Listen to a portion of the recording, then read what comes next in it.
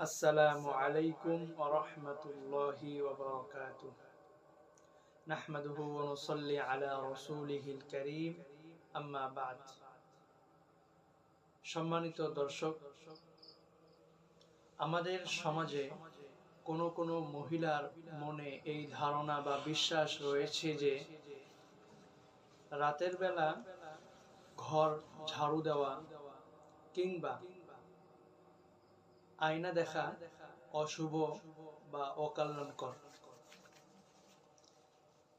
আসলে কোরআন হাদিসে এর কোনো ভিত্তি নেই। সুতরাং যখনই পরিষ্কার পরিচ্ছন্নতার প্রয়োজন দেখা দিবে তখনই ঘর ঝাড়ু দেওয়া যাবে, রাতে হোক কিংবা দিনে হোক।